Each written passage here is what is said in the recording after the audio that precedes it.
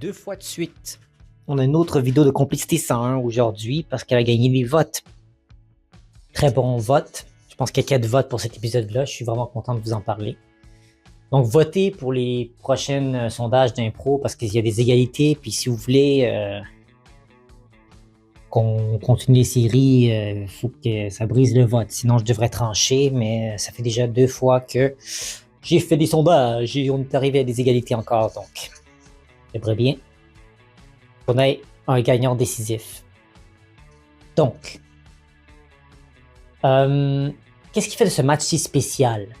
Dans toutes les vidéos de Complicité 101 de la série que vous avez vue, on a vu des personnes qui étaient en complicité par amitié, par bonne volonté, par pure compétition pure et dure, par manipulation mentale, comme avec Patrick Drolet et Edith Cochrane.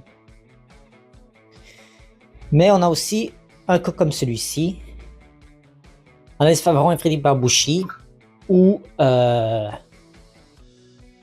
comment pourrais-je vous dire, leur complicité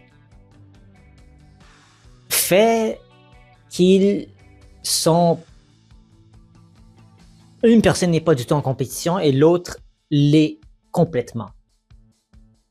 Ce qui est bizarre et différent, n'est-ce pas? Mais c'est le cas de Barbouchi et Favron. Chaque fois qu'ils se sont affrontés, Barbouchi a toujours perdu contre elle parce que on dit, Yvon Ponton dit, est-ce que ce joueur craint Favron? Est-ce que c'est une crainte? Donc elle n'est pas en compétition parce qu'elle joue comme elle la joue d'habitude, puis elle sait qu'elle peut sortir beaucoup de choses qu'en temps normal elle n'aurait pas la possibilité de faire. Contre d'autres joueurs comme des Boudreaux par exemple. On a bien vu que ça ne marchait pas face à quelqu'un comme Boudreaux. Parce que Boudreaux est beaucoup moins permissif dans son jeu que Barbouchi qui l'est beaucoup plus. Et Barbouchi de son côté, lui, qui est... sa générosité le précède. En fait, c'est cette réputation-là et il laisse trop passer les choses et ça finit par mal se finir. Au contraire, justement. Pourquoi cela? Parce que c'est une personne qui, d'un certain point de vue, il est face à un joueur redoutable. Il suffit que tu sois face à un joueur redoutable comme un Boudreau, une Favron, puis on l'a bien vu. C'est les 2 seuls joueurs qui ont fait perdre la compétition, les duels que j'ai vus de lui.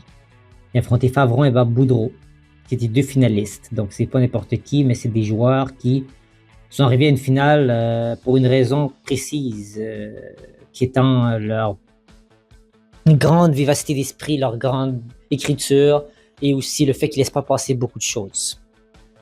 Donc ce qui fait de cette vidéo intéressante, c'est cela, c'est la dynamique non symétrique de leur jeu dans une discipline compétitive qui l'est juste à un volet. C'est des bons amis dans la vraie vie, donc ils savent les points faibles et les points forts de chacun. Et on sait très bien que Barbouchi est capable de jouer très bien de son côté, puis surprendre, faire des chantés, certes, faire des comparés, mais il peut aussi faire de très belles impros très belles impros mixtes avec Favron, mais il se laisse déstabiliser trop. Et justement, ça va nous donner justement des épisodes des pires impros confidence, que si vous votez pour celle-ci, éventuellement, j'en parlerai davantage sur ce style de jeu. Et là, on va parler de leur complicité. La complicité dans la vraie vie. Tu vois, ça c'est unique parce que leur complicité est dans la vraie vie et non dans le jeu de l'impro.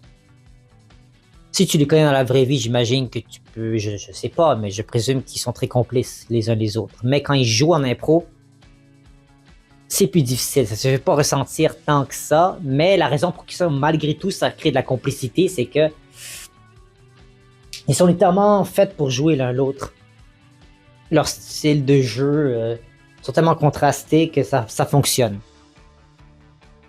Donc voilà à peu près ce que j'ai à dire sur cet épisode de Complicité 101. J'espère que vous avez apprécié son contenu et je vous dis à très bientôt pour les prochaines vidéos. Je vais mettre beaucoup de sondages ces prochains jours sur différentes séries, donc je vous invite à voter, ça serait super cool.